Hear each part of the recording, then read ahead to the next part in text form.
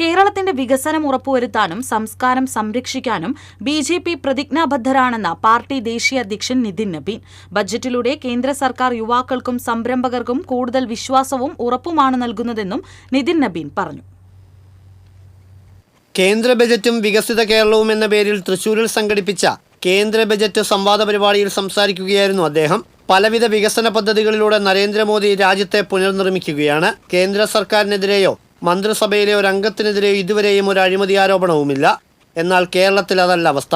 Life mission, AI camera തട്ടിപ്പുകളൊക്കെ കേരളത്തിലെ അഴിമതിയുടെ ഉദാഹരണങ്ങളാണ്. സർവ്വമേഖലയിലും വികസനമെത്തിച്ച് കേരളത്തെയും ഭാവിയിൽ സിലിക്കൺ വാലിയായി മാറ്റണം. പുതിയ കേരളം സൃഷ്ടിക്കാൻ NDA സർക്കാർ വരണം. അതിന് കേരള ജനത NDA വിശ്വാസത്തിലെടുക്കുമെന്നും അദ്ദേഹം അഭിപ്രായപ്പെട്ടു. हम उस स्ट्रक्चरल चेंज के साथ आएंगे जिसमें अंतिम पायदान पर बैठा हुआ व्यक्ति को विकास की योजनाओं से जोड़ेंगे.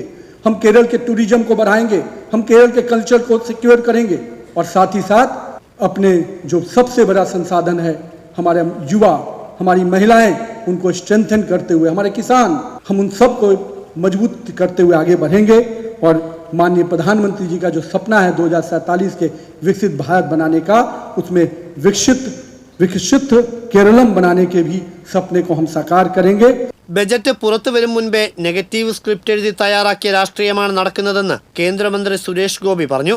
ദിശാബോധമുള്ള 2070 വരെയുള്ള ഭാവി മുന്നിൽ കണ്ടുള്ള മികച്ച ബജറ്റാണ് കേന്ദ്രത്തിന്റേതെന്നും സുരേഷ് ഗോപി കൂട്ടിച്ചേർത്തു. അതിനു മുമ്പ് തന്നെ അതിനെ എതിർത്തുകൊണ്ടുള്ള സ്ക്രിപ്റ്റ് റെഡിയാക്കി വെച്ചിരിക്കുന്ന ഒരു ഇന്ത്യൻ രാഷ്ട്രീയ സംവിധാനത്തിൽ ജനങ്ങൾ കബളിപ്പിക്കപ്പെട്ടു പോകരുത് എന്ന് പറയുന്ന അഭ്യർത്ഥന മാത്രമാണ് എനിക്ക് നിങ്ങളുടെ മുന്നിൽ വെക്കാനുള്ളത്. ഞാൻ മനസ്സിലാക്കിയിടത്തോളം this is the most futuristic budget that Shri Narendra Modi and Shrimati Nirmala Sitharaman has designed for the people of the country.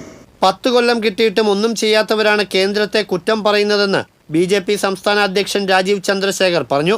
UPA സർക്കാരുകൾ 42,000 കോടിയാണ് കേരളത്തിന് നൽകിയത്.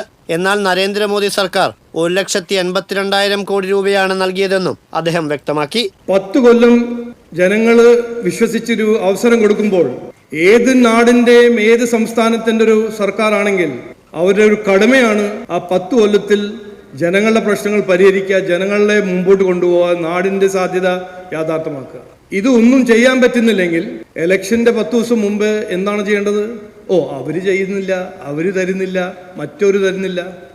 അപ്പോൾ അതാണ് ഈ വിവാദം.